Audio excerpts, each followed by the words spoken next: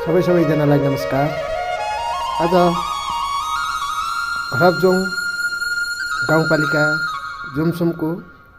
प्राकृतिक सुन्दरताले भरिपूर्ण भएको ठाउँ र बिहानी सँगसँगै आज हामी यस ठाउँको दृश्यहरू देखाइरहेका छौँ र यो डुम्बा लेकको गेट प्रवेश गर्दै अगाडि बढिरहेका छौँ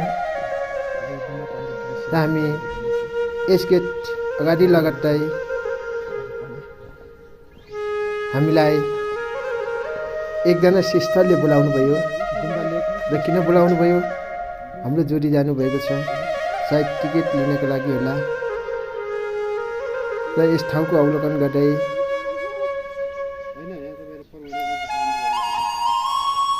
हामी डुम्बा लेकको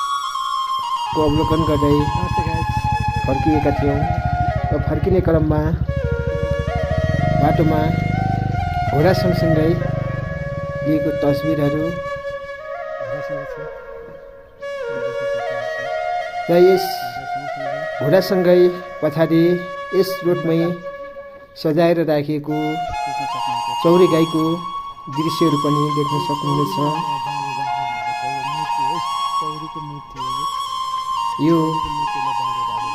रोडमा सजाएर राखिएको चौरी गाईको शालिको र यस पछाडि पनि देख्न सक्नुहुनेछ, पछाडि पनि चौरी गाईको शालिक रहेको छ। यसै गर्दै हामी परम्परागत अनुसार गुम्बातिर पनि अवलोकन गर्दै डुम्बा